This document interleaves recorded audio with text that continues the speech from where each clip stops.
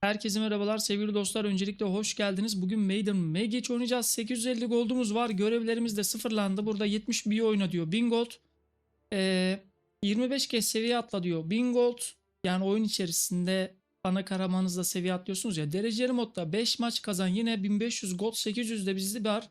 3-4 tane buradan boosting paketi açabileceğimizi de düşünüyorum. Onun dışında isterseniz koleksiyondan kendimize bir Griffin destesi yapalım. Önce bir Griffin'le başlayalım. Zaten çoğu maçı büyük bir ihtimalle kaybedeceğiz. Niye derseniz rankım plat oldu. Bakacağız. Menzilli yerleştirme. Vallahi 2 hasar ver. Okey. Bir tane bundan aldık. Kutsal rahip. Kutsal kalkan veriyoruz. Uçma kartı sadık Griffin alıyoruz. Alyaz zaferi almıyorum. Onun yerine nimet soruşturmacısı alabiliriz. Buradan savunucu alabiliriz. Bir tane 6-5'lik kart. İmparatorluk Griffin'i alabiliriz. Misillemeye karşı bağışıklık. Griffin yüzbaşısı. Güneş yolcusu. Bunu da alabiliriz. Bir tur bir ileriye gittik. Bir tane kütüphaneci kart saklamak adına. Buradan başka menzilli yandan saldırılar için alabiliriz. Uçma kartını geç. Gezgin Ozan 2 tane. Bir tane parayla savaşan asker anka kuşu almak istemiyorum. Patlayan ateş elementseli. Hain paralı asker. Bir tane ağaç adam. Bir tane dev kaplumbağa. Bir tur ileriye gidiyorum. Bir tane şifa çadırı. Pazar yeri şu an için almak istemiyorum. Yer kalırsa buradan zincirleme iyileştirmeyi alabiliriz. Ee, Biraz daha gidebiliriz. Bakalım buralardan ne alabiliriz. Seferberlik bayrağı yok. 2 hasar ver. Onun dışında ne alabiliriz? Bir tur daha gittik. Buradan ne alabiliriz? Kudret kılıcı 1. Cesaret rozeti. Devin sopası. Şöyle 20 oldu. 23-24 olur. Şu şekilde. Onun dışında 25. Ne alabiliriz buradan? Veya buradan. Zincirleme iyileştirme ile taktiksel atışı almıştık. Kırık köprü falan. Bunları geç. Kutsama tur sonuna kadar hedef karaktere 3 saldırı gücü ver. 25 oldu. 26 oldu pazar yeri. Anka kuşunu denemek istiyorum. Ne diyordu anka kuşunda? Bir sersemlemiş bir anka kuşu çağır. Bu da büyük bir ihtimalle yerde kaldığı sürece yok edilemiyordur. Onun dışında bir tane daha hain paralı asker. Gölge panteri. 2 oynandığı için. Başka ne alabiliriz buradan? Paralı okçu alabiliriz istersen bir tur daha. Bir gold veriyor ama gerek yok. Bilmiyorum. Güneş yolcusu olabilir. 4 biraz daha maliyeti az olan kartlar lazım. Rahibe alabiliriz. Yerde kaldığı sürece can basıyor. Bir tane de yok bence rahibenin yerine lejyoner alalım bir tane. Bu şekilde bir başlayalım istersen. Şöyle yeni desteğimiz hazır. Platin 4 olduk galiba. Sesi de iyidir. Seninle birlikte başlayalım. Yine uzun video olabilir dost. Çoğu maçı büyük bir ihtimalle zaten kaybedeceğiz. Amaç görevleri tamamlamak, boosting paketi açmak, biraz da zevk almak. Onun dışında başka bir şey yok. Hepsi bildiğin gibi yani. Plat 3 geldi güzel ama akademi geldi.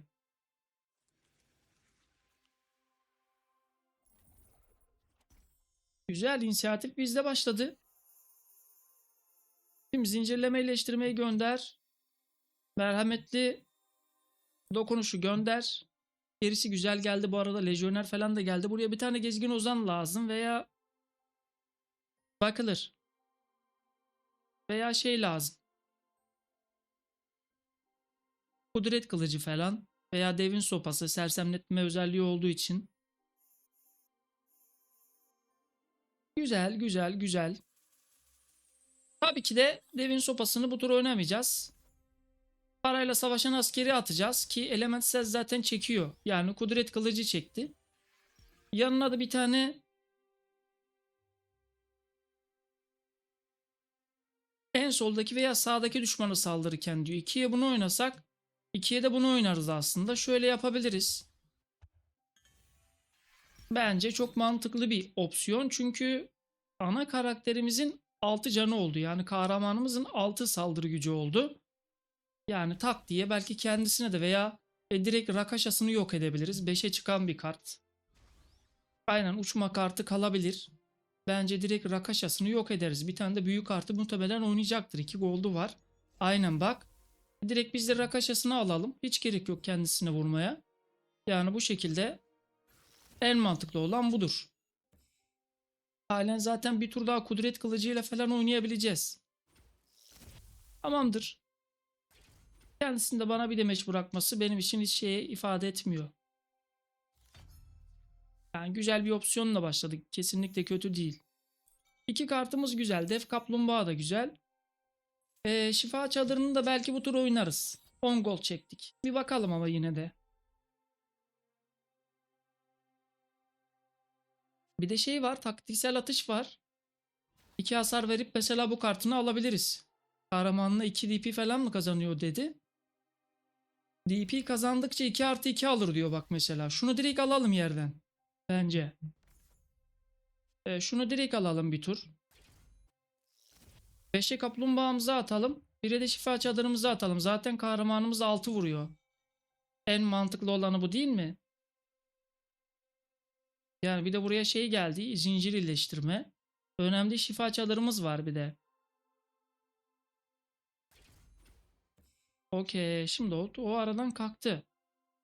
Biz bence yine şu karakterini bir alalım oradan. Ana karakterini yine vurmak istemedim. Bilmiyorum. Dost yaratıkların bir canı olur. Yaratıklar saldırı kazanır. Bence canları bir artsın.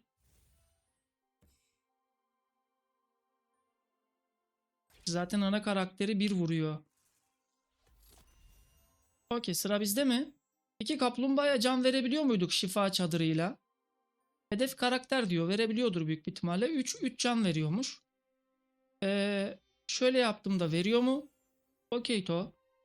Veriyormuş. Kaplumbağamızda da 4 canı olmuş oldu. Yani bakarsın. Hedef zincir iyileştirmesi de alabilir. Hadi bu tur 2 gol çektiği için o rahibeyi atarız. Hain paralı asker 5. Şunu da atarız 9. Ne diyorsun? Misillemeye karşı bağışıklık 1. Rahibe. Bir de şunu en sağa atalım bir. Şöyle bir başladık. Bence iyi bir opsiyon ama büyük kartları gelmiş olabilir. Şu karta direkt ne diyordu? En soldaki veya sağdaki yuvada bulunan bir düşman varlığına saldırırken tetikle. En sağda veya solda bulunan düşmana saldırırken tetikle diyor. Bir bakalım. O zaman şimdi bizim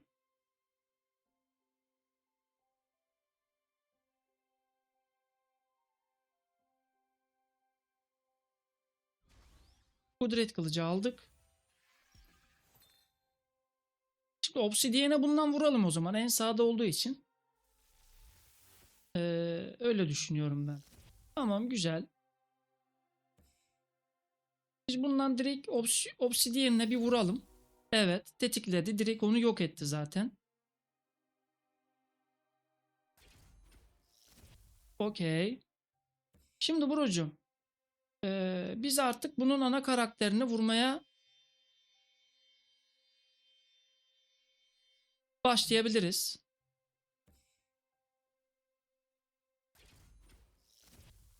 Okey. Canımızı geri 24 yapalım. Zaten bu da yerde kaldı şu anlık ama vurdu. Bir tur vurdu. Önemli değil. Burada ağaç adam var. Dağıtmadık henüz. Şifa çadırı yerde. Şöyle bir zincir iyileştirme gidebilir o zaman ya. Şifa çadırını yok etmedi bu. Güzel. Gezgin Ozan da geldi. 8 gol çektik ama şöyle 3, 6, 7, 8. Ağaç adamı bu tur oynamayız. O da 8 gol çekti çünkü. Duruma göre bakarız. Çünkü yerde şifa çadırı da olduğu için bakarız duruma göre. Tamam. 2 goldunu böyle kullanmış oldu.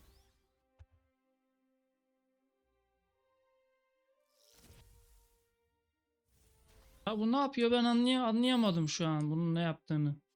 Bu tur o zaman bunu oynayalım. Ağaç adamı mecbur oynayacağız. O zaman önce Gezgin Ozan atalım.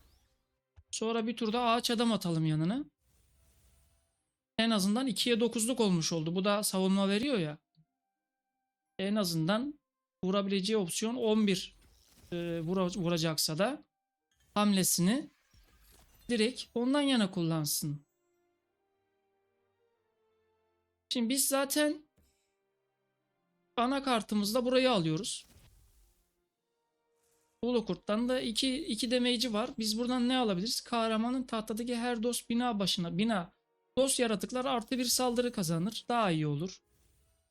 Aynen. Hepsininki arttı zaten. Yani akıllıysa ona vuracaktır dedim ben de. Biz yine Gezgin Ozan'ımızla bir tur vuralım. Bununla can bassak da bir şey ifade etmeyecek. Zaten 24 canımız var. Ama yine de kullanalım. Cesaret rozeti hariç diğerleri iyi. Ben gol çekmek adına bir tur daha.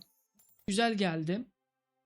Patlayan ateş elementseli geldi ama ilk bu turdan oynamayalım. Şimdi uçma kartı bence Sadık Griffin atalım. Bir tur. Misillemeye karşı bağışıklık bu tur büyük kartlarını oynayabilir çünkü. Yine bir turda kudret kılıcı oynayalım ki kahramanımızın 7 hasarı olsun. Yere bir kart atarsa 7 ile direkt vurup yok edebilelim. Yani obsidiyen tarzında bir karakter atarsa ki Gezgin Ozan attı. Çünkü büyük bir ihtimalle büyük artı da var elinde. Onu da oynadı. Bak 2 tane büyücü murit oynadı. Şimdi burada bizim direkt büyücü muritlerden bir tanesini almamız lazım. Mislemeye karşı bağışıklık. Şimdi bro. Şöyle direkt büyücü muritin bir tanesini alalım. Bence en mantıklı olan büyücü muritleri önce almak. Ama almayacağım. Ben bunun diğer büyücü muritini almayıp anakartına vurmak istiyorum. Yani 7 damage'i bir tur daha olduğu için bana vursa bile şifa çadırım yerde. Saldırıyı atla diyeceğiz. Şifa çadırıyla oynamak istemiyorum. Şu anlık istemiyorum. Çünkü elimde bir de patlayan ateş elementseli olduğu için onu yerleştirmesinden sonra atarız. Tabi ne gelir şu an bilmiyorum da Anka kuşu geldi. Anka kuşunu da oynar mıyım onu da bilemiyorum. Bir de Gezgin Ozan yine geldi ama 7 gol çektik. Direkt bunu da oynayabiliriz ama hedef varla 2 hasar ver. 5, 6, 7 oynayabiliriz bence. Öyle yapalım. 4, 5, 6, 7. En mantıklı olan seçenek bu. Değil mi? Ben öyle düşünüyorum bence. Evet. Şunu oynadık. Bu zaten otomatik 2 hasar veriyordu galiba. Gitti ona vurdu. Bu da 2 hasar veriyor. Bu da yine büyücü Murit'i alsın. En azından aradan şunları bir almış olalım. Böyle bir bakalım.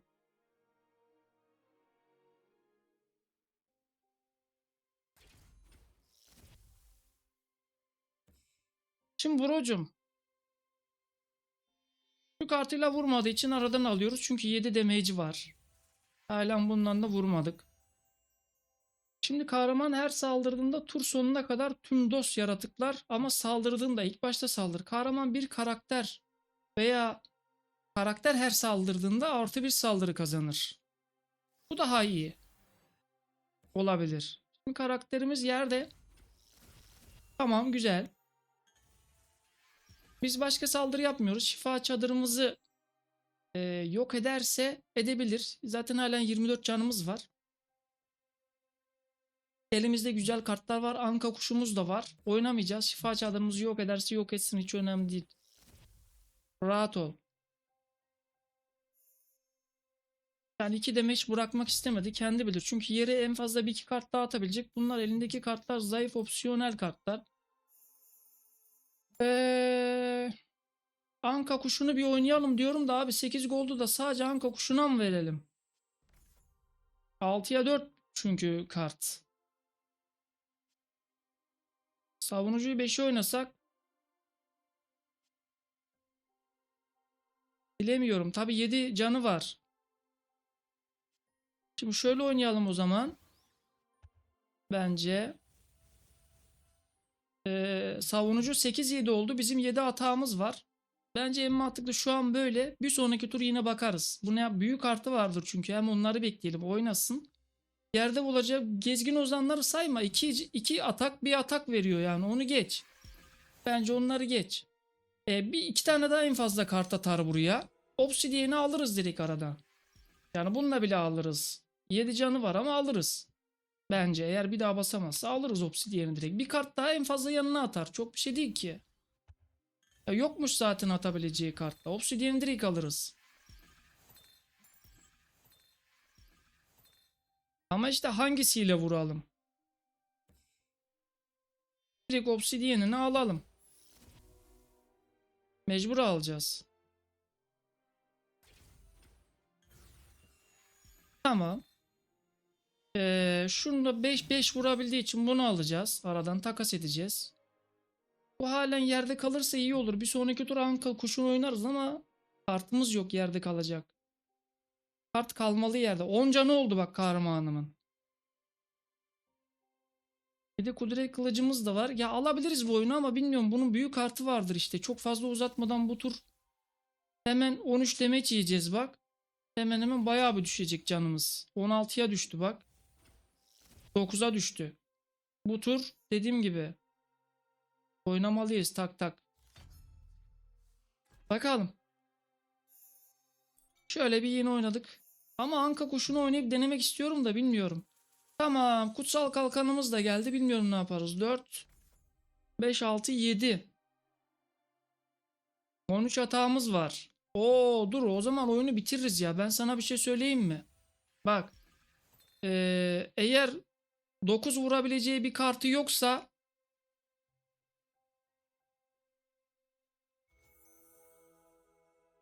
tamam biz kendimize bir tane kutsal kalkan alalım. Bak beni dinle.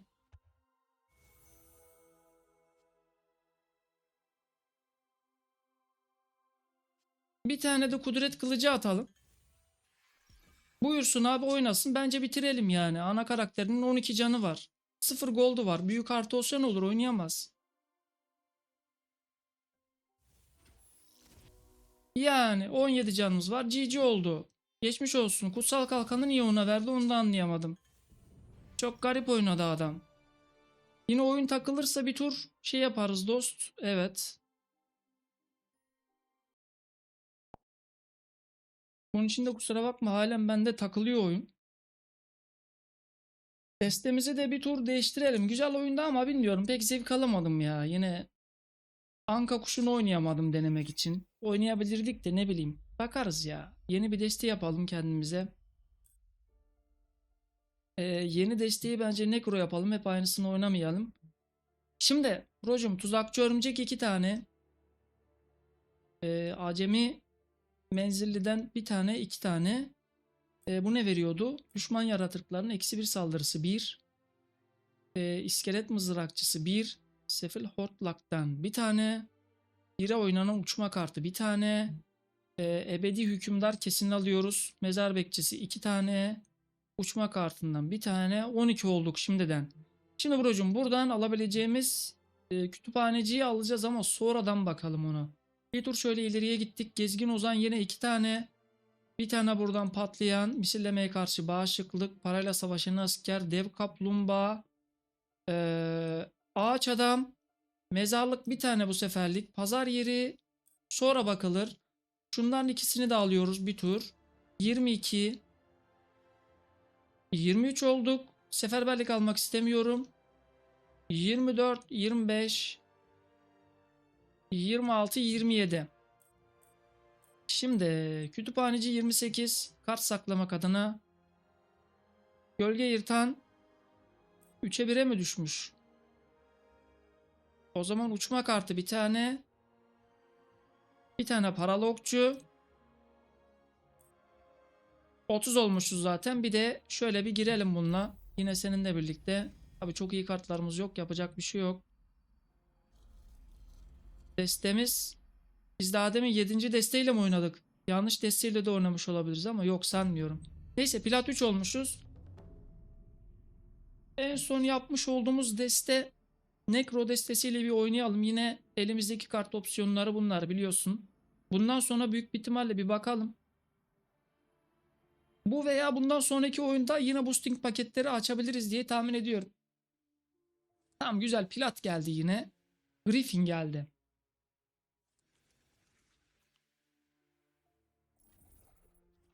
Hayret, bugün inisiyatiflerin hepsini de bize veriyor yani. Devin sopasını gönder. 2 tane bir gold, hatta 3 tane, ay neyse 3 tane bir gold çekebileceğimiz kartı verme ya bro. Tamam, neyse önemli değil. Şimdi çok fazla atmayacağız. 2, 4, 6. Tamam, şöyle oynayacağız. Bir tane de kart saklamak adına kütüphaneci. Bu kadar. Ekstra bir tane fazladan kart çekelim diye bir sonraki tur. Yani fazla bir şeye gerek yok abi. Güzel.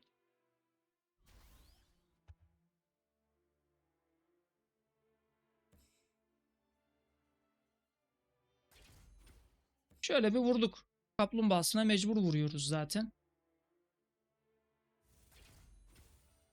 Okey. Anakartıma tercih ediyorsan senin tercihin. İlk turdan kaplumbağasını oynamış oldu adam.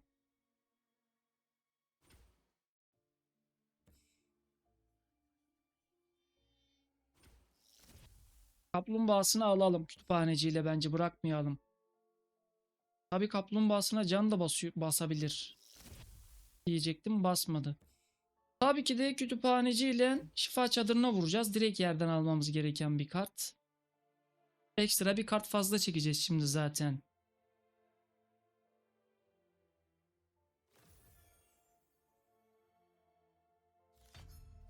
Okey. En azından onu da görmüş oluruz. Patlayan ateş elementselini de şimdi oynarız. Güzel geldi de yere ne atalım abi? Yere ne atalım söyle. Yani ne atalım yere hadi şimdi biz.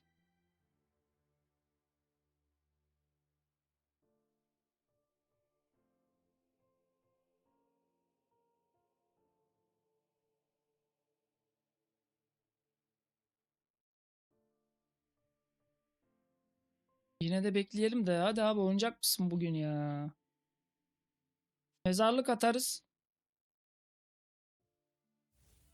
Bunu oynarız. Yerdeki bir karta 2 hasar vermek için bir tane de buradan kaldırırız mesela. Hain paralı askerini. Kaldırabiliriz bununla. Seferberlik zaten sendeydi ama niye öyle bir şey yaptın onu da anlamadım. Şimdi brocum. Şunu bir kaldırdın abi. Direkt. Şunu attık. 2 hasar kime verir? Çok güzel. Onu da kaldırmış oldun. Bir tane araya mezarlık attık. Bence yeterli olacaktır. Büyük bir ihtimalle anakartıma vuracak. Evet, tahmin ettiğim gibi. Sıkıntı yok brocum. Biz şimdi şu kartını alalım, vurmadığı için. Mecbur alacağız. Bu şekilde yapmam doğru değil ama şifa çadırını bir aradan alalım artık. Önemli değil. Yerde kalsın bu vurmazsa. Tamam, güzel. Güzel baba. Şunu bir dur bakalım bir. Şöyle ikiye şunu da kaldırmış oldun abi. Buradan yine menzilli dost yanındaki yaratıklar alsın. Şöyle yaptık, pasladık. Hadi bakalım. Cesaret ne veriyordu? Dost yaratıklar artı bir saldırı kazanır. Ama şimdi devin sopasıyla o bir gold verdiği için hepsi olmaz. Tamam, güzel geldi. Parayla savaşan serseriyi de atarız bu tur. Hadi bakalım, şuraya arasına koyduk. Devin sopasını tekrar çekmiş oldu. O zaman bir de şunu atalım. Şöyle bir oynasın bakalım. Ne oynayacak bir görelim. Yani savunucu attı, güzel. Ama savunucusunu alabiliriz. Bilmiyorum, yine seferberlik oynayabilir ama yine. Vardır bunun elinde. Griffinlerde çok oluyor. Yokmuş. Okey. Şimdi direkt bence savunucusunu alalım. Tak. Parayla savaşan serserimiz de var. Tamam, ben direkt vurmadı kartını alacağım. Yani şunu alacağım arada. Şunu da çağıracağız. Tabi bu oyunu kaybedeceğiz ama olsun. Şöyle de en azından kendine 18'e indirmiş olduk. Bir tur dayanabilir miyiz? Çok zor. Mümkün değil. Yani kaplumbağa falan gelmesi lazım. Hatta kurdele kılıcını gönderelim bir tur. Bunu da gönderelim. Belki gelirse ağaç adam kaplumbağa geldi. Bu tur oynarız. Bir tur daha belki idare eder bizi. Ya 5'e bunu oynarız. 6, 7, 8, 9, 10 yaparız. Bir tur belki vurabiliriz kendisine. Ya bilemiyorum. Bakacağız. Güzel. Şöyle bir şuraya ağaç adam atacağız. Şuraya şöyle yanına da sefil hortlak. Bu tur belki biraz kendisine iyi demeç bırakabileceğimizi düşünüyorum. Tabi yine kaybetme ihtimalimiz yüksek. Ama bakılır. Okey.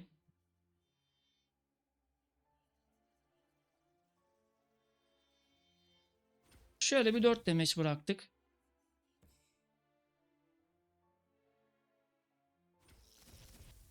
Okey. Bu kartıyla 2 vuruyor. Ona vurmaya gerek yok. Yani hiç gerek yok. 2 vuruyor.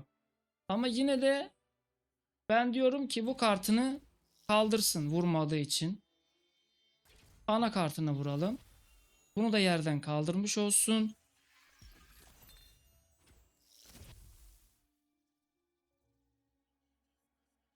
Tamam. Buradan da yine bir kart çektik. Sefil hortlak geldi.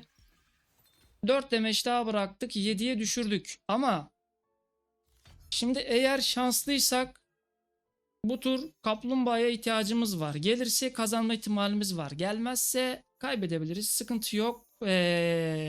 Bak bak bak. Tuzakçı örümcek de geldi. 10 gold çektik. Bak bu çok güzel oldu. Şimdi şöyle, bu iyileştirme miydi? Yok. Bir tane de araya tuzakçı örümcek. Bu kalsın. Neden? Maliyeti 3 veya daha az olan hedef yaratığı yok et. Bir bakalım. Belki elinde büyük artı vardır.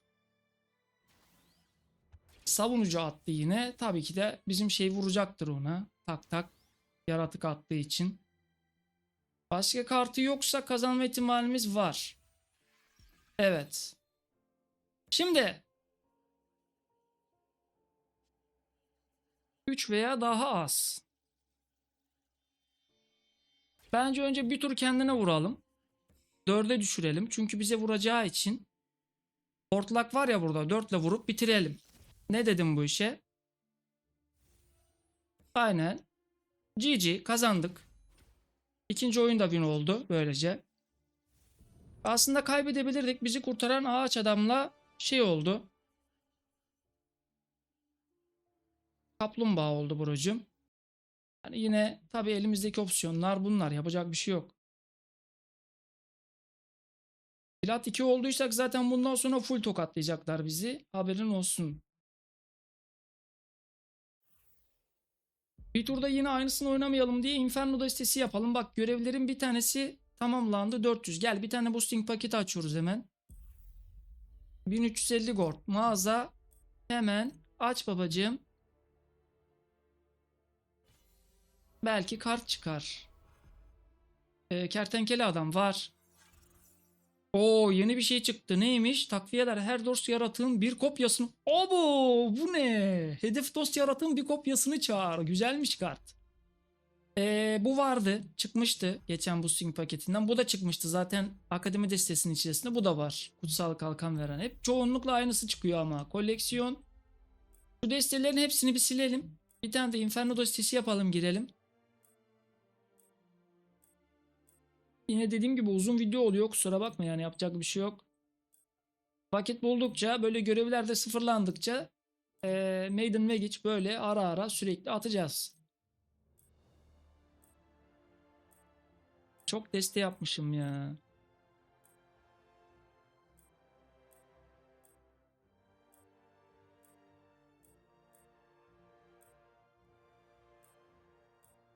Okey. Şimdi Inferno oynayalım. Hep aynısını oynamayalım. Ee, Yarma. 2 tane kesin. Deliden de 2 tane kesin. Buradan İzbandut. Bir tane boynuzlu gözetmen. Bir tane çılgın manyak. Bir tane başka bir şey gerek yok. Eser kartını yok ettiğimiz için ozmotik, işkenceci 2 tane. İzbandut 6'ya oynanıyor. Geç onu. Buradan bir tane kütüphaneci kart saklamak adına uçma kartı bir tane üye olur. Bir tane patlayan ateş elementseli, parayla savaşan serseri, dev kaplumbağa, ağaç adam, 2 tane gezgin ozan. Onun dışında şunu bu tur almak istiyorum. Belki oynarım. Büyü kartı veriyor. Pazar yeri zaman kalırsa alacağız. Hedef varlığa 1 hasar verir. 1 hasar. 0 oynanıyor. 2 gol çekiyor. Alınır. Hepsinden birer tane. Bir tur ileri gittik buradan. Hatta bir şey söyleyeyim mi ben sana? Sıcak hava dalgası diyor. Bir dakika bir çıkar. Ateş silahı. Bunu da bir çıkar. Şimdi bu ne veriyor? Hedef ve yanındaki varlıklara bir hasar ver. Güzel. Şu 0 oynanıyor. Şuna bir hasar ver. Bu ne? Hedef karakter bir hasar ver. Tur sonuna kadar 3 saldırı kazanır. Oo bu güzel. Hedef yaratığa 2+1 ver. Bence hepsinden birer tane. 26. Hedef dost yaratığın bir kopyasını çağır. Şunu çıkar o zaman. Şöyle 26, 27, 28, 29.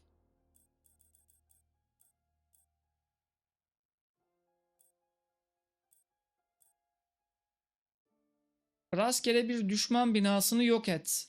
Düşman binası bilemiyorum. Yarmadan 2 tanemiz var. Bundan bir tane var. Ateş büyüsü kartını sakla olabilir. Veya bir tane daha çılgın manyak olur. Şöyle bir de bu tur oynayalım.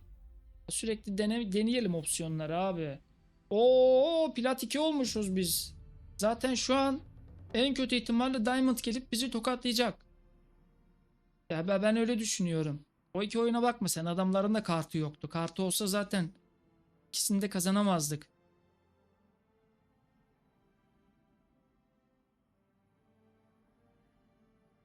Ama yeni bir kart çıktı.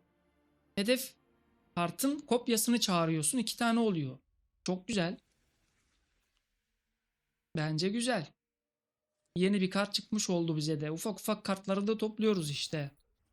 Yine inisiyatif bizde. Bugün bu oyunda bir şey var. Yok bu gerçekten bir şey var. Şu hariç hedef varlığa bir hasar ver. Gerisi güzel geldi. Geri geldi gönderdiğimiz karta bak.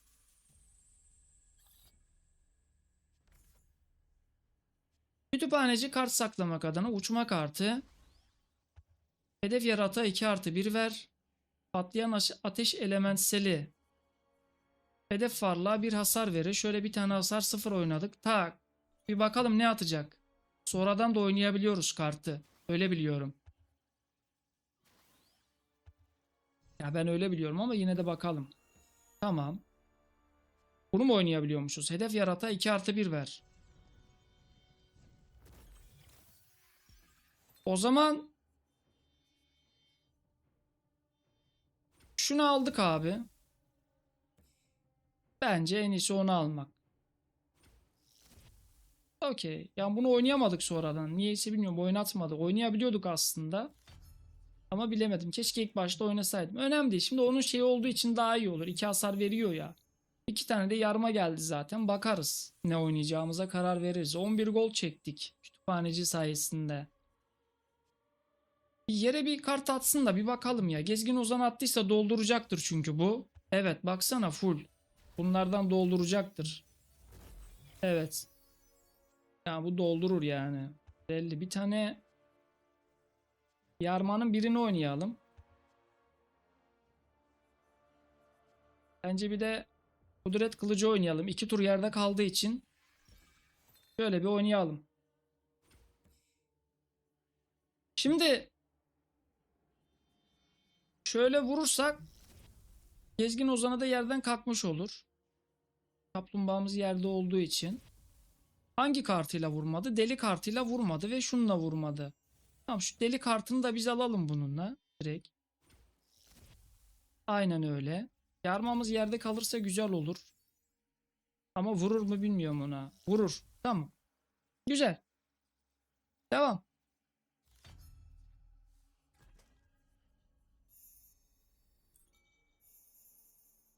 Okey. 5-9. Oynasak mı bilmiyorum.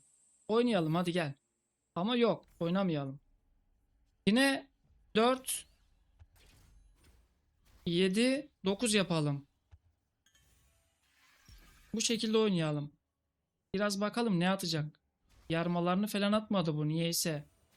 Nerede bunun yarmalar? Sürekli deli atıyor. Bilmiyorum. Şöyle bir kaldırdın şunun ikisini o zaman. Direkt hatta üçünü birden kaldırdın. Buyur abi. Okey 6 demişti, ben sana vurayım artık. Yapacak bir şey yok, kusura bakma. 3 level oldun. Aynen, kusurumuza bakma abi. Yeter yani. Dövüşçü alacağız. Bizim için de güzel bir opsiyon oldu. Elementsel kartını kaldırabiliriz ama istersen yerden. Ozmotik üreyen var. İdare eder. Sıfıra yine bir hasar verebileceğimiz kart geldi. Bu neydi? Ha, bakarız. Bakalım, bu iki tane yarma marma attı.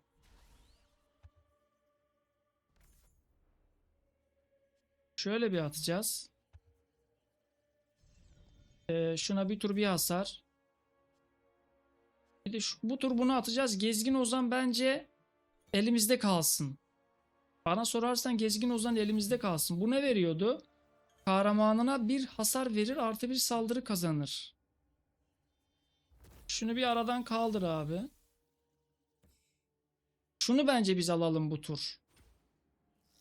Yani büyük bir ihtimalle onu alalım. Yerden alalım onu. Şunu alalım abi. Yerde kalmasın. Tehlikeli bir kart. Okey. Ya kaybetsek de sıkıntı olmaz ya. Parayla savaşan serseri falan yeni geldi bir de. Bakalım bizde mi? 2, 7, 8.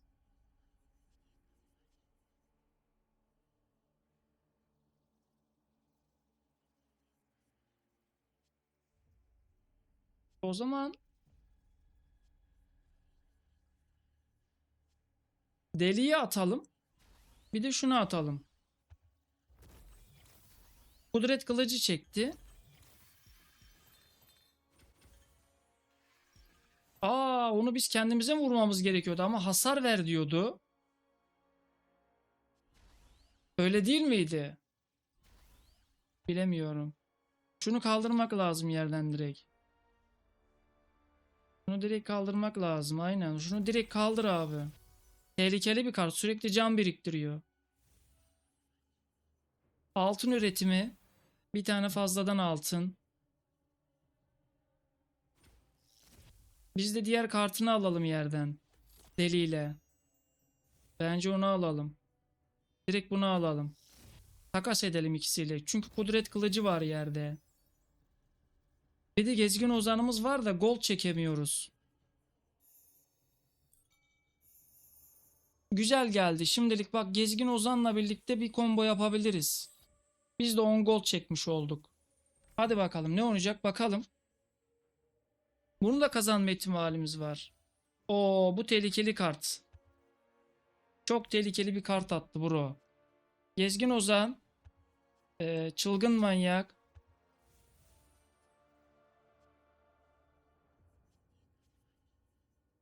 Boynuzlu gözetmen. Bence yine iyi oynadık. Bir bakalım neye vuracak. Tamam, mana kartımız da vuracak. Biz direkt bunu alacağız aradan. Anakartımıza vurdu. Zaten onu alabilir. Biz de kendisine bir 7 damage bırakırız. Durumu eşitlemek adına. Çünkü inisiyatif bizde. Yine Ozmoti'yi oynayamayacağız. Yani hedef eserini nasıl yok edeyim kart gelmezse? Oo, bir dakika. Yine kopya kartı geldi de 2. Bir tane bundan oynarız. Araya bir tane bundan oynarız. Şöyle bir paslarız ya. Kaybedersek de kaybederiz. Çünkü bakarsın yoktur şeyi. Devin sopası aldı. Kendisinin 8 damage'i var. Şimdi şöyle bir şey yapabiliriz. Hedef ve yanındaki varlıklara bir hasar ver. Şuna vururuz. Tamam mı? Ondan sonra da ana karakterimizle vururuz. Oyunu kazanırız. Bro, bizde çare tükenmez. 3'te 3. Ve boosting paketinden kartlar artmıştı adam, fark ettiysen. Çok güzel oynuyoruz. Bence elimizdeki kartlar çok sınırlı ama kazanıyoruz. Fark ediyor musun? Yani kaybedene kadar gidelim bir de. Çok bir de üst seviye rakip atmadı. Yani atsaydı zaten yenilmiştik, emin olabilirsin. Ama yine bunda 3-5 tane çıkardı. Oo, bir tane daha tamamlandı. 400 gold. Şu anda kaç goldumuz var? 800. Hadi bir tur daha. Neyle oynamıştık biz? Griffin, Necro, bir de Inferno. Nur'la oynayalım hadi bir turda. Seninle birlikte Nur yapalım. Şimdi dost, uçma kartı bir tane alalım bundan. Gizemli okçu güzel karttır. Büyücü murit güzel kart. Obsidian'den 2 tane, şimdilik bir tane. Rakaş'a bir tane alalım. Bir tur gittik. Uçma büyü gücünü geç. Misillemeye karşı bağışıklık. Bir tur. Uçma hava büyülerinin oynama maliyeti bir azalır. Bunu geç. Titan atabiliriz bir tane. Onun dışında yine buradan bir tane kütüphaneci, 2 tane gezgin ozan. Şunlardan zaten klasik birer tane. Bir de şundan, bir de şundan. Şöyle bir tur gittik. Büyük kartlarımızda ne var? Pazar yerine bakarız. Yer kalırsa hedef ve yanındaki varlıklara 3 hasar ver. Bir tık. Tamam, bir tane bundan, ikisi yeterli. Seferberlik bayrağı alalım mı diye düşünüyorum da. Bir tur daha gittik. Tamam, bir kopya çağırma kartı alalım. Bir tane dev sopası, cesaret rozeti, kudret kılıcı, 21. Bundan bir tane almıştık. 22, 23. Biraz daha büyük artı lazım. 23, 24. Bir tane pazar yeri 25. 25. Anka kuşunu bu destede deneyebilirsek deneriz. 26.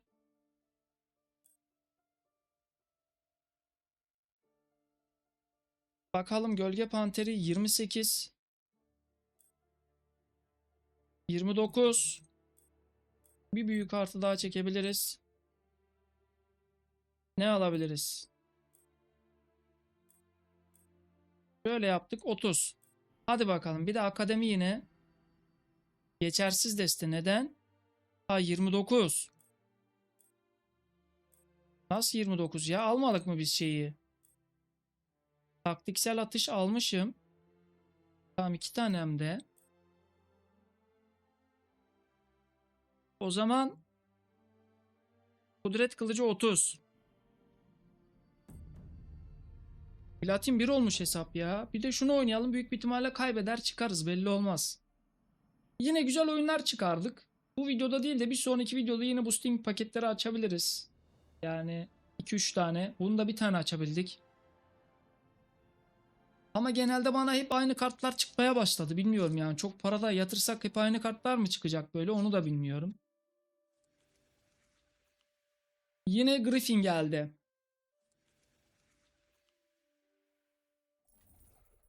Ya yine inisiyatif bizde. Bir şey var bugün bu oyunda. Bilmiyorum. Beni Diamond yapmak için uğraşıyor. Bu ikisi ilk turdan olmaz. Bu da olmaz. Şöyle bir çıktınız. Güzel. Okey.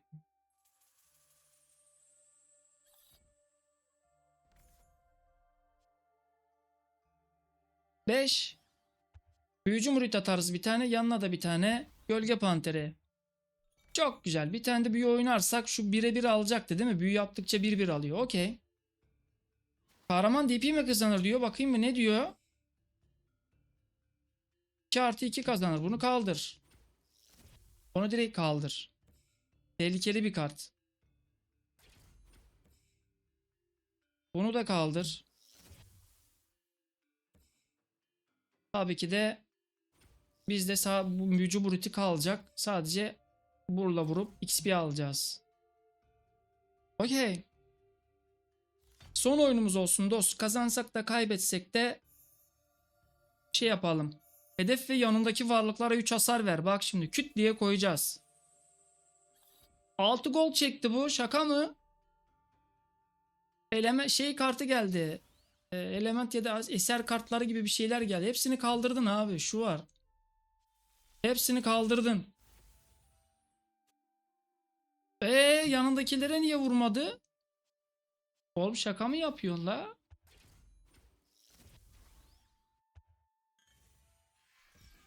Oyun baklı mı? Hedef ve yanındaki karakterlere demiyor muydu? Abi şaka mı yapıyorsun? Abi ona vuramam. Ben o zaman anakartına vuracağım. Kusura bakma onun 5 canı var yani. Niye şimdi kalkıp ondan vuralım kendimize? 2 de benden ye sen 14'e düş. Kusura bakma.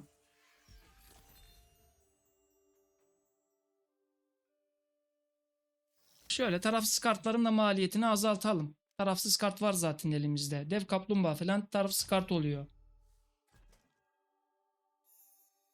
Olaya bak ya, hedef ve karakterlere 3 hasar ver diyor. Vermiyor. Ne alaka? Anka kuşunu oynayayım mı? 7'ye düştü ama yanına bir sonraki tur onu oynayayım ya. 4, 5, 6, 7. Abi Anka kuşu 6'ya 4'lük bir kart da. Ya şöyle oynayalım bak bu tur.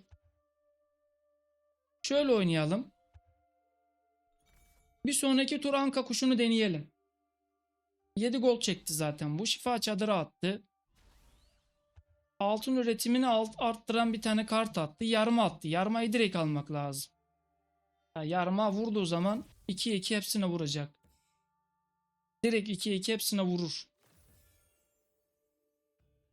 Tamam bunu da kaldırdım vurmadığın için o zaman. Güle güle. Ama şimdi biz burada neye vuralım? Bence şifa çadırı. Öncelikle. Oradan gol çekmesi önemli değil. Şifa çadırıyla sürekli can basacak. Anka kuşunu bir deneyelim ya artık. Bu kaybetsek de önemli değil. Gerçekten denemek istiyorum. Şunu bir gönderelim önce de. Bakalım. Bir denemek istiyorum ya şunu. Neymiş bu kart? Tur sonuna kadar etkinleştirilemez diyor ama. Abi o ne? Etkinleştirilemezse ben ne yapacağım? Hedef ve yanındaki varlıklara 3 hasar ver. Bak hedef ve yanındaki varlıklara diyor. Duyuyor mu? Duyuyorsun değil mi? Bak iyi seyret. Hele şükür ya. 4'e de bunu oynayalım. Oynayamadık. Bunu da oynayamadık. Bu tur bayağı bir yedik. Şifa çadırını kaldıralım. 11 demeç vursun. Biz de 11'e düşelim. Önemli değil. Büyülerin maliyetini biraz alt. Abi şu anka kuşu ama diyor ki bak sersemletilmiş karakterler tur sonuna kadar sersemletilmiş. Bu varlık öldüğünde aşağıdaki etkiyi tetikle. Tamam hadi bu tur oynayalım gel. Yapacak bir şey yok. Tamam mıyız?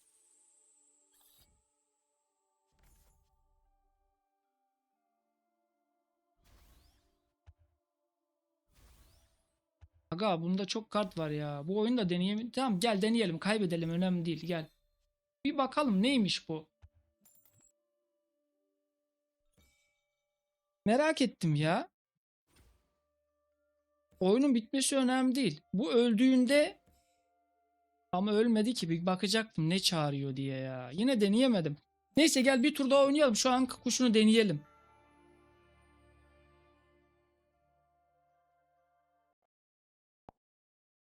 Gel. Akademide görüyorsun değil mi? Kartlarımız yok bir de. Bunu nerede deneyebiliriz? En iyi bence Necro'da deneyebiliriz. Gel. O zaman koleksiyon, yeni deste, Anastasia. Evet, Anastasia'da deneyebiliriz bunu. Bu şekilde hemen bir destemizi yapalım. Menzilli çürümüş hortlak, sefil hortlak, bir tane uçma karakteri, bir tur gittik. Tuzakçı örümcek, 2 tane ebedi hükümdar, 2 tane mezar bekçisi, bir tane uçma kartımız, 13 olduk. Buradan paralokçu, bir tane kütüphaneci, gezgin ozan, 2 tane. Buradan bir tane bundan, misillemeye karşı bağışıklık, şöyle 21, 22, 23. Bunu almıyoruz. 24. Bak ne diyor? Hedef. Aha, bunu biliyorum. Al. Ee, Taktiksel atış. Bunu alma bu tur. Şöyle 1, 28, 29. Parayla savaşan askerimiz de var. Bir tane daha kart alabiliriz. Bence o da mezarlık olabilir veya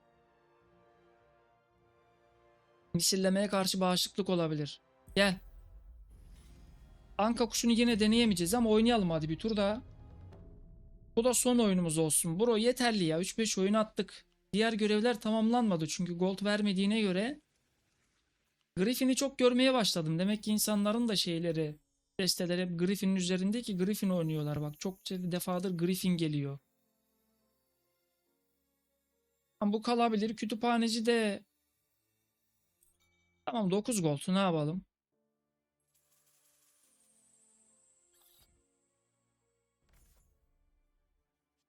Böyle oynayalım o zaman ilk turdan. Bir de kütüphaneci oynayalım. Bakalım ne atacak? Şunu atarız olmadı.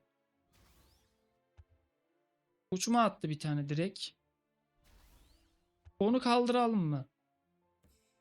Aradan diyeceğim ama kaldırmayalım. Niye kaldırıyoruz ki? Bir şununla vuralım. Onu kaldırmış oluruz zaten.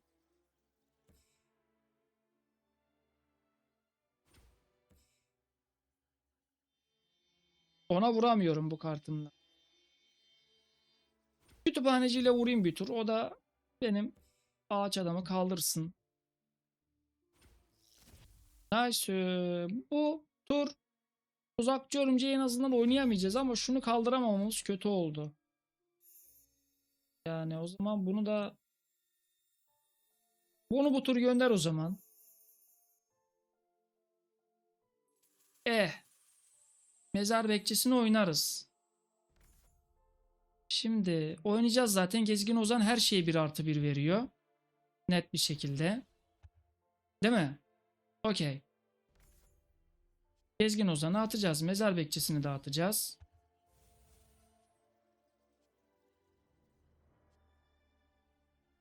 Misillemeye karşı bağışıklığı atacağız. Bir turda. Şöyle bir bakalım bu neye vurur, ne yapar? Bilemem. Evet. Şimdi biz yine bu kartına zaten vuramayacağız büyük bir ihtimalle bununla, değil mi? Evet. Buna da vursak alamıyoruz. Buna da vursak alamıyoruz. O zaman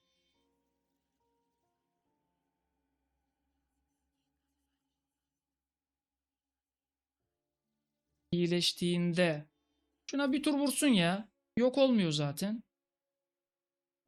Kalsın mezar bekçisi o şekilde. Tamam. Şunu kaldırmış olalım. Yerden. Şöyle yapalım. Yanımızdaki karakterler alsın.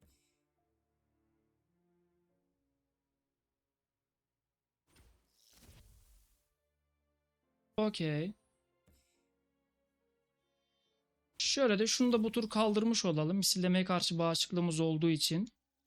Bu kartın da sıra bizde bakalım. Kaldırabilirsek kaldıracağız. Zaten uzakçı örümcek oynayacağız. Yere kart atacağı için. Onlara tükürsün diye.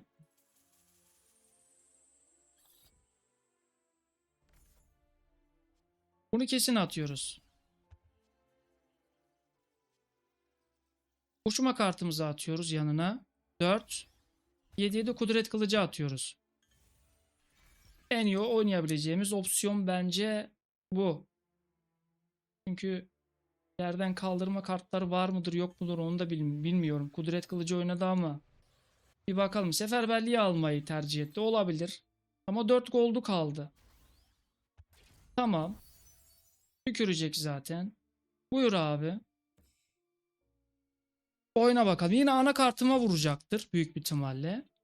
Ama ben de onun anakartına vuracağım. Yani yapacak bir şey yok. Kusura bakma. Şöyle bir aldık anakartını. Onunla da anakartıma vuracak. Benim de 5 vurabileceğim yine kartım var yerde. Fark ettiysen. Yine ben de vuracağım tabii ki de anakartına. Yapacak bir şey yok. O da yine anakartıma vuracak. Tabii ki de ben önce şu kartını yok edeceğim. Bununla bu kartını yok edeceğim.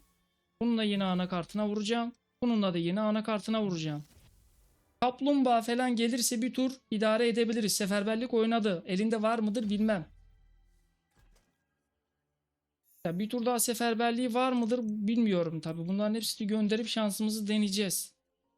Kaplumbağa falan gelir mi diye. Kaç tane almıştık bilmiyorum. Birer tane mi almıştık?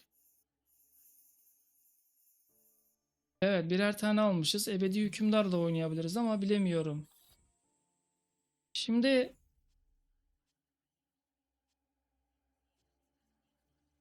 şimdi bunu direkt çağırsak mı onu da bilemedim. 4'e 5'lik bir kart. Ama bunun seferberlik kartı var mıdır yine? Olsa bile yine kaybediyoruz. Koruyucumuz yok. Yani koruyucumuz olmadığı için yine kaybediyoruz. Ama bundan sonra bir tur daha oynarız. Bence bir tur daha oynarız. Daha yeni bir saat oldu. Bu desteğiyle bir tur daha oynarız.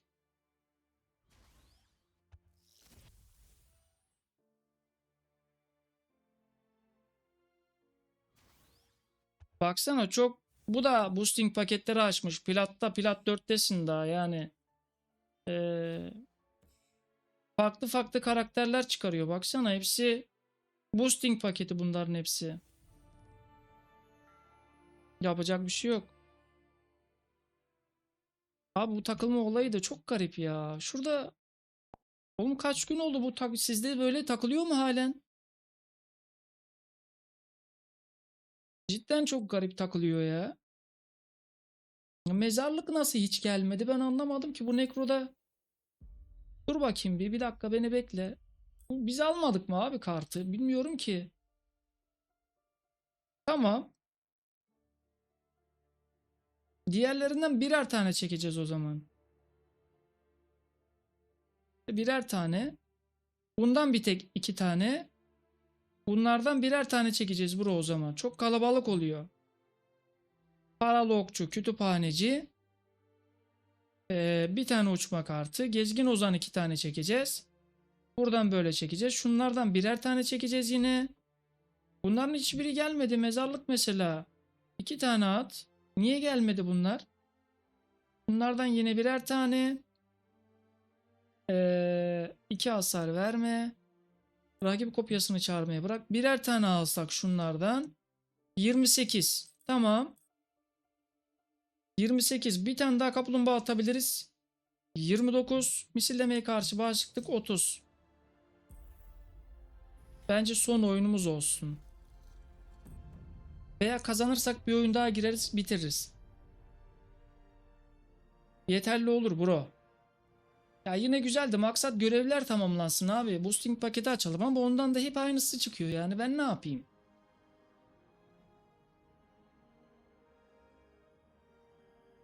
Ve hep aynısı çıkıyor. Ya arada bir tane farklı kart çıkıyor ama mesela 3 tane boosting paketi açıyorsam zaten zorla.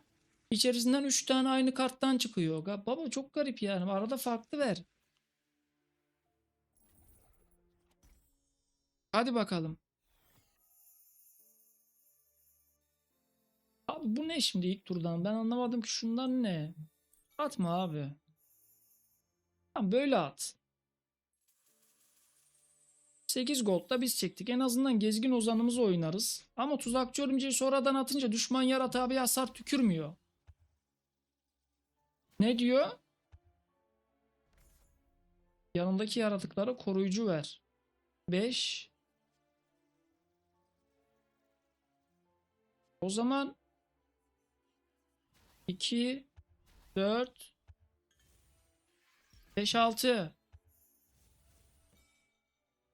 Bir tane de kart saklamak adına bir sonraki tur bizde olduğu için tak tak. Niye Gezgin Ozan'a vurdun sen şimdi? Kaldır bunu baba.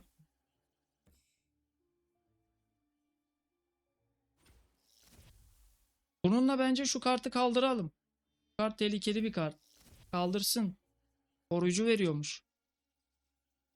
Şimdi tuzakçı örümceğimizi bizde ise inisiyatif oynayabiliriz. Çünkü sonradan attığın zaman yerdeki karakteri attığında tükürmüyor. 11 gold. Güzel. Bir kere zaten şu birinci opsiyonumuz. Düşman yaratıkların -1 saldırısı olur. Menzilli olduğu için bir tane de devin sopası. Bence güzel opsiyon oynadık tabii ama bakalım. Bir görelim ne atacak.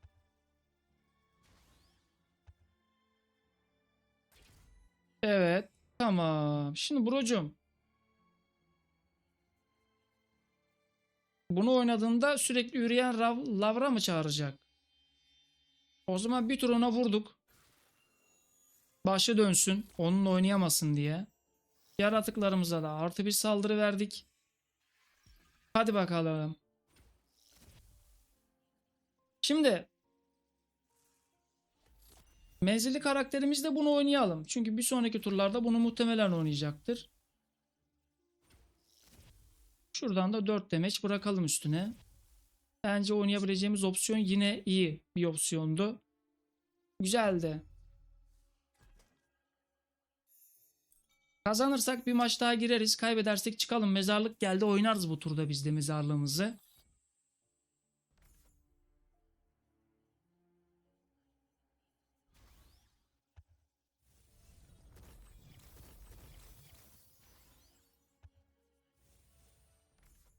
Evet, bilmiyorum. Koşma kartımız var. Misillemeye karşı yandan saldırı, misillemeye karşı bağışıklık. Şimdi mezar bekçisi atsak 5. Direkt bunu atacağız 8. Onun yerine 2 tane kart atarız. Misillemeye bağışıklıkla yandan saldırı olan. Bir tane de mezarlık atarız. Bence daha mantıklı. O mezar bekçisi yine dursun. Sonraki tura yine bakarız. Bence en mantıklı olan bu. Şimdi bro. Şöyle bir vurduk. Canını düşürmek adına ve onu sersemletmek adına. 8 demeç bize vursun. Hiç önemli değil. Rahat ol ya. Şunu bir ne çağırdı? Kütüphaneci. Çok iyi oldu. Kart çağırmış oldu. Şunu bir vurduk. Şunu kaldırdın. Şundan da buna bir vurduk. Bir canı kaldı. Bakalım elimizde belki büyük bir kartı gelirse falan filan ona vururuz adına. Güzel. Taktiksel atışla da onu kaldırırız bro. Direkt.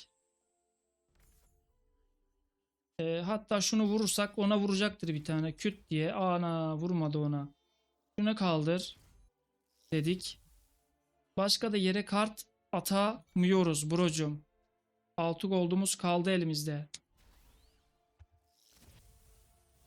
Evet.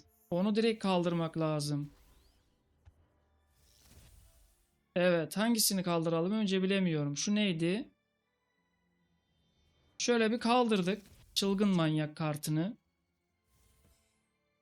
Ana kartıma yine vurabilir. Vurursa biz de tamam. Vurmadığı kartla kaldıralım onu. Kaldıralım biz direkt brocum. Şunu direkt kaldıramıyor muyuz onu? Bir bastık o zaman. Araya kart çağıralım. Vursun önemli değil. Mezarlığımı kaldırmayı tercih etti. Ben hangi kartına vururum bilemiyorum. Ama bununla bu kartına vurayım. Büyü çok yapmayız. En mantıklı olanı bu. Yine şu kartını kaldıralım. Güzel. Ama şu kart yerde kalmasaydı çok iyiydi. Şimdi buradan göndereceğimiz kart tabii ki de menzilliyle Lamasiu'yu göndermek istiyoruz artık. Güzel. Ama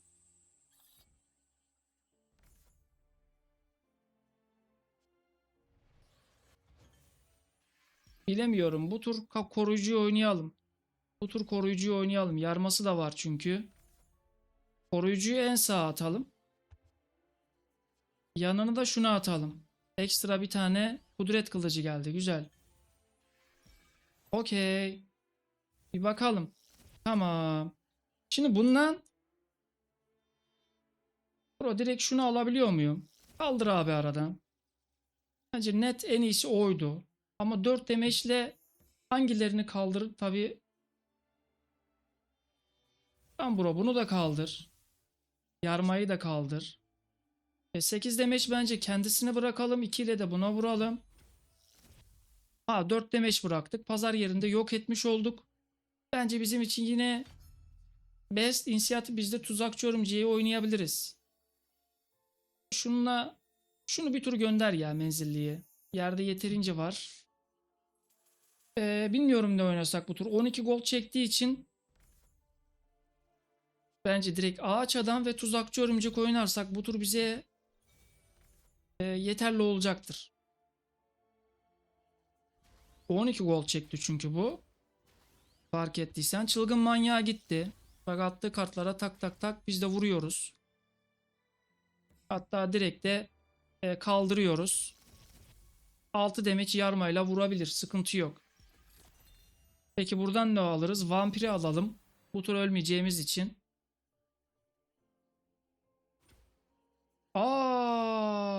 Çok yanlış yaptı. Yarmayla vurduğunda hepsini 6 demeç vuruyordun zaten sen.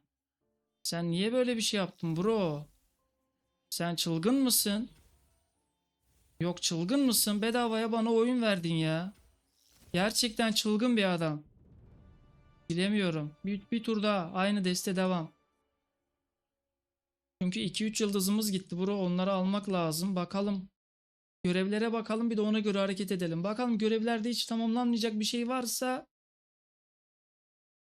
bitirelim. Çünkü uğraşamayacağız. Çok uzun sürecek gibi. Eğer görevlerden de biten varsa bir boosting paketi. Bir maç daha kazanırsak 1500 gold alıyoruz. Hadi gel girelim. Kaybedersek de son oyunumuz olsun. Aynı deste.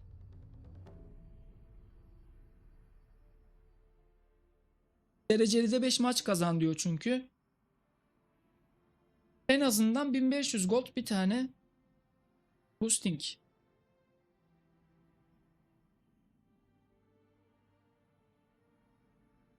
Paket açmış oluruz yani. Cehennem geldi yine.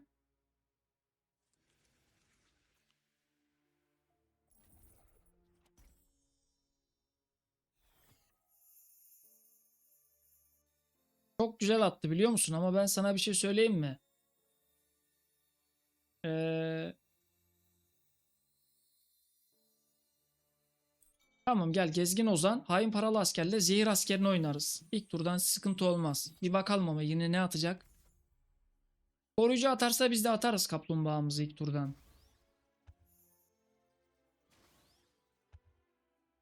Tamam. Yarma attı ama bir de. Neyse yine bilemiyorum ne yapsam. 6'ya bunu oynasam. Bir de bunu oynasam. Hadi biz de böyle oynayalım gel.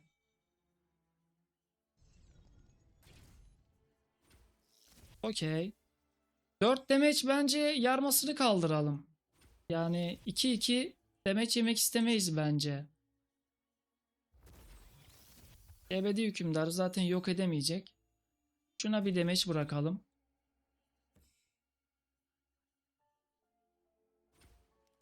Okey. Güzel. Ebedi hükümdarı ilk turdan oynamak istedim. Yerde kalması adına. Gezgin ozanımız da var. Yine bakılır. 9 gold. Gezgin ozan oynayacağız. Yanına menzilli. Yanına da şöyle.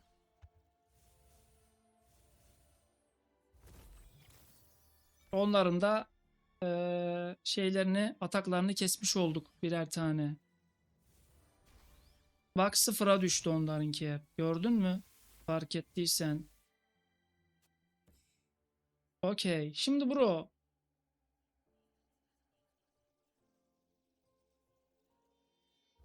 Şunu kaldırdın. Takas edelim bir. Öncelikle bir bakalım sen ne yapacaksın. Güzel. Sen yine ana kartıma vurmayı tercih ediyorsan senin kartını indiririm ya.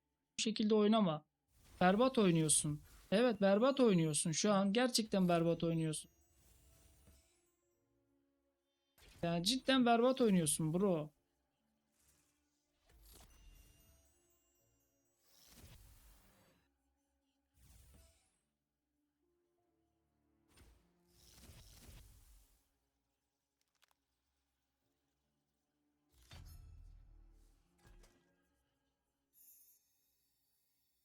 Bakalım kaplumbağamız da var bu tur. Ruh çağrısı elimizde kalsın. Çok sıkışırsak bence oynarız. Dur bunu oynayalım. 5, 6, 7, 8, 9. Ne dedin? Ne diyorsun bu işe? Olur mu? Şöyle 5, 6, 7. Ha, bunu kaldırsın aradan. Şöyle bir oynayalım. Şimdi neyi kaldıralım bununla? Deliği bir kaldıralım aradan. Okey. Şimdi bu yürüyen lavra çağırıyor ama bu tur onu yok edebiliyor mu? 4 demeç bırakır mı? Güzel, 5 demeç bıraktı. Kaldırmış olduk onu da. Güzel olur. Okey. Gezgin ozanımız var. Çoğunu oynarız. Ya ruh çağrısı hariç tabii. Oynayacağız yani bu tur.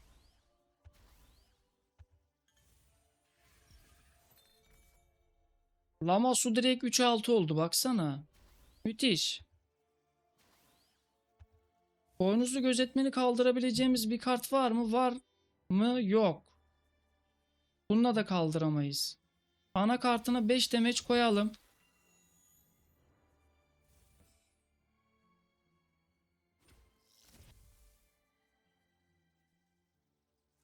Ee, Lamasuyla buraya vuralım. 3 canı kalsın. Belki bunu... Abi ne yapıyorum ben anlayamadım bunu ya.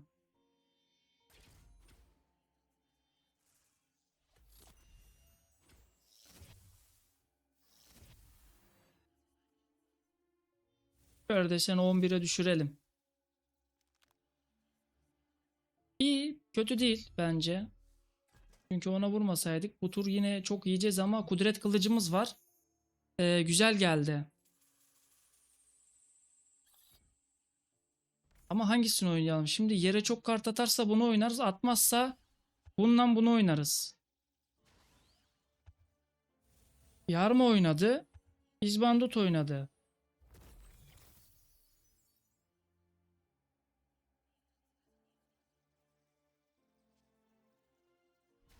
Bu ne çağırır? Devin sopası çağırdı bro. O zaman şundan 2 hasar verelim. Bir tanesine ana kartına vurmayı tercih etti. Güzel oldu.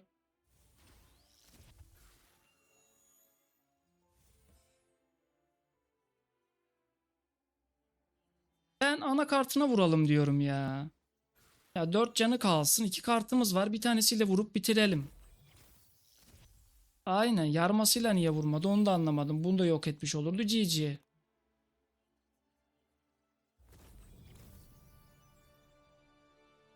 Bence yeterli. Kazandık. Boosting paketimizi de açalım.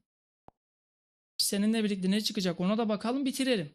Güzeldi yani maçlar genel anlamda ama opsiyon anca bu kadar bro. Yani kart yok.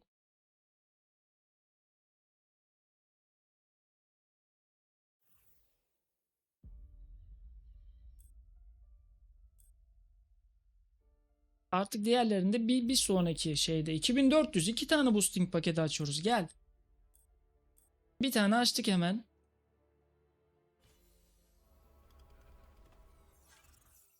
O yeni kart büyülere karşı bağışık. Güzel geldi bir tane ilk turdan. küçük ateş elementseli yeni. Bende yoktu. Bu vardı. Bu da yeni geldi. Kitle zayıflığı. Tüm düşman yaratıkların saldırı değerini tur sonuna kadar bir yap. Abo! İnanılmaz bir kart çıktı bro. Tamam işte böyle şeylerle gel bana abi. Bir tane daha. Kartlar yavaş yavaş da çıkıyor. Bakalım bundan da yine 2 tane askerimiz zaten var. Kara ateş bağnazı yerleştirme, eline bir ateş oku ekle. Vardı diye hatırlıyorum, bu kart emin değilim. Koyu renkli ağaç adam var. Bu da var. Bu da var. Çoğunlukla aynısı geliyor fark ettiysen. Buraya kadar da izlediysen çok teşekkür ederim. Kendine çok iyi bak abi. Bir sonraki Made in Magic rank maçlarında görüşmek üzere.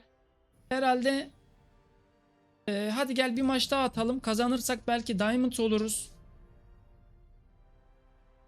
Bakarsın zayıf bir rakip gelir.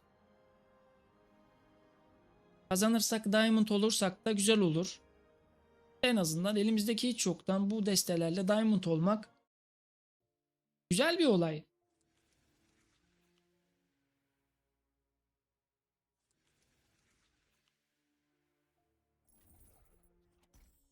Hadi bakalım. Şimdi şunla şu kalabilir de mezarlığı da bu tur gönderelim. Birkaç tane daha gezgin ozan olduğu için yere atabileceğimiz ikili güçlük kartlar gelirse diyecektim, gelmedi. Bakalım ama yine ya bakarız. Koyu renkli ağaç adamımız var. Bu tur bilmiyorum ne oynar da.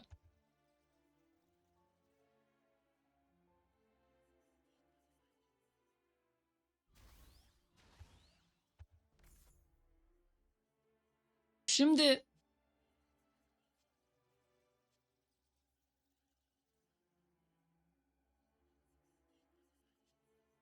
bunu atacağız. Mecbur.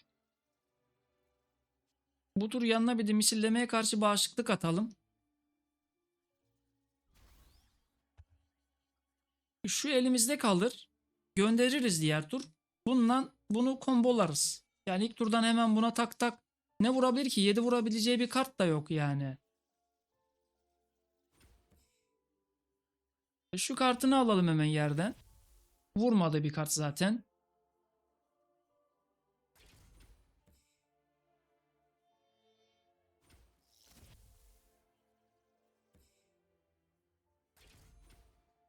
İyi olmadı mı? Bence iyi oldu. Yok, vurmayacağız.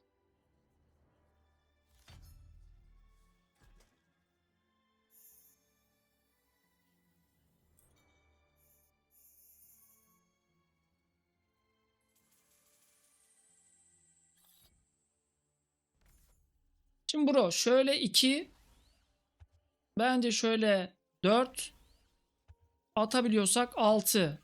Bir de bunu atabiliyormuşuz. Oynayabileceğimiz çok güzel bir opsiyon. Tabii ne atar bilemiyorum da. Yani eğer benimki gibi büyük kartları çok böyle yok edebileceği üçlük kartlar yoksa elinde bayağı bir iş yapabileceğimiz şeyler var.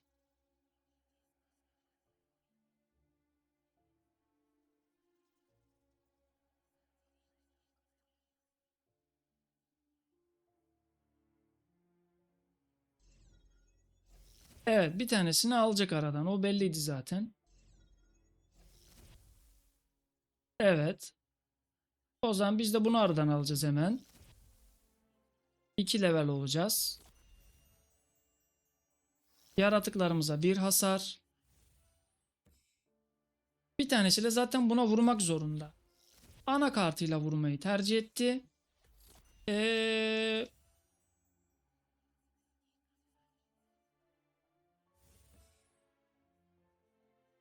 Şöyle şunu alıyoruz aradan. Misillemeye karşı bağışıklığımız olduğu için yerde kalacak.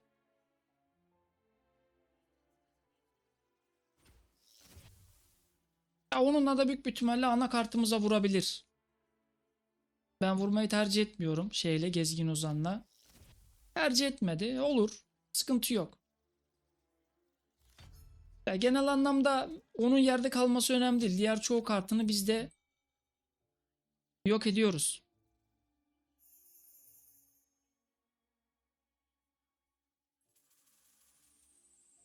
Ama 2 tane 3 hasar verebileceği bir şey attı. Kart attı geçen el. Fark ettiysen.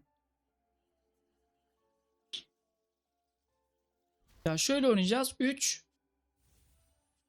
7, 8. Bence en mantıklı olanı bu. Şöyle oynayacağız.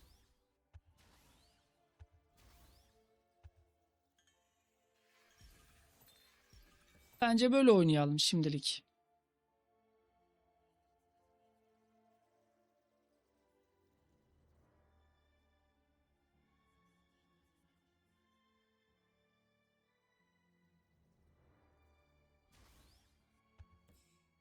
Hmm. Bilemiyorum. Onu kullandı şu an bu tur ama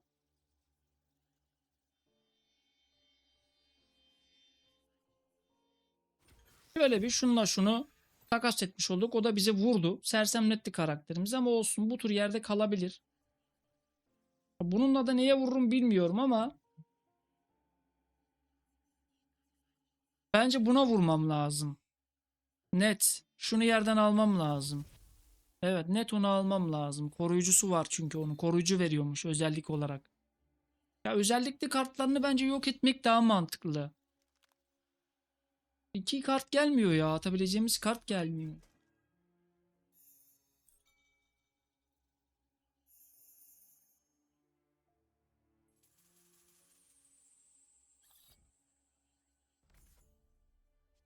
Bunu atıyoruz.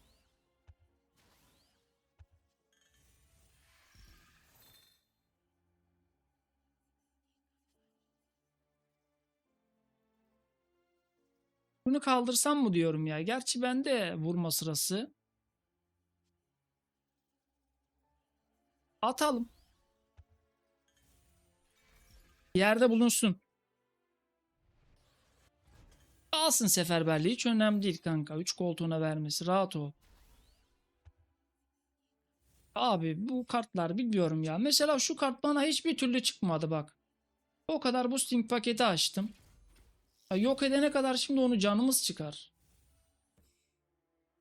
Yani bak, bunu yok edene kadar şunu 2 defa daha vuracağım, can çekecek. Bak bir tane çekti, 3 can, görüyor musun? Ya daha mezarlığı var adamın yerde. O kadar boosting açtık, bir tane şundan bana çıkmadı bak. Çok garip ya. Bak yine çekecek. En azından sersemlettik. Ölüm büyücüsü alalım. Öbür turda vampir alacağız ama dayanamayız böyle. Bir tur daha şunun can çekmesi var. Yerde kalacak bir de. Ya.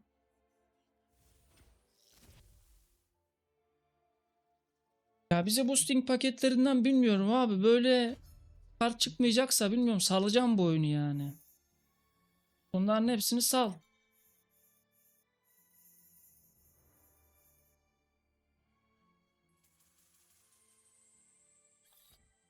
Atabileceğimiz en iyi opsiyonlu kartlardan bir tanesi şu.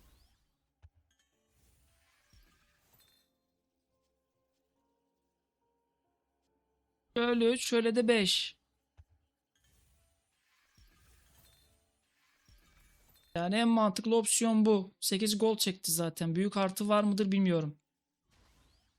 Ya bak bir de kaplumbağa attı. Buyur. Görüyor musun?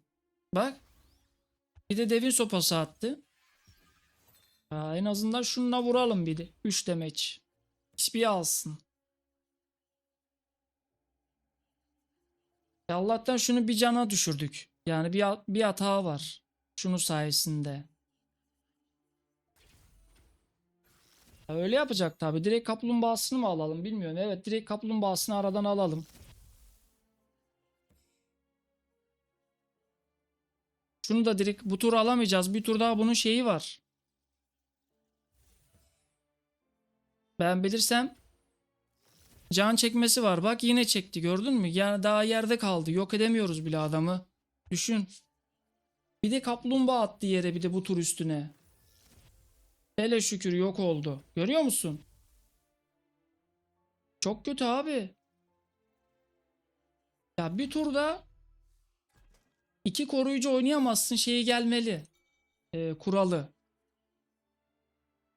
Adamın elinde zaten yaşam emme şeyi var. Nasıl olacak? Oyun bitti. Ne oynayacağım ben şimdi? Bunu oynayacağım, bunu oynayacağım. Oyun bitti. Daha ne oynayayım ben? Oynanmaz ki. Maalesef. Salalım bence bunu. Gerek yok. Buraya kadar da izleysen çok teşekkür ederim dost. Yapacak bir şey yok babacım. Yani görüyorsun işte adamlar. Kaç tane boosting attım, açtım. Şimdiye kadar bilmiyorum ama bir tane o nekro destemin içerisinde o kadar oynuyorum. O yaşam emme şeyi gelmedi mesela koruyucusu. Çok garip. Adam çıkartmış. Ya biraz da şans herhalde bilemiyorum ki. Ama yine 2-3 tane daha açabileceğimiz şey var. Bir bakalım. Ya tabii dolmamıştır daha da diğerleri. Onlara da bakalım bitirelim. Yine çok teşekkür ederim izlediysen. Güzel maçlar çıkardığımızı düşünüyorum ama tabii daha biraz daha çok kart eksiğimiz var. Yani çok işlevselliği yüksek kartlar da var daha oyunun içerisinde ama ne diyor? 15 büyü oyna. Bu dolar. 70 büyü oyna. Daha 12 tane oynamışız. 25 kez seviye atla. Bu da 15 kere oynanmış. Bakılır bir sonraki bölümde bunları da yapmaya çalışırız. Hoşça kal. Görüşmek üzere efendim.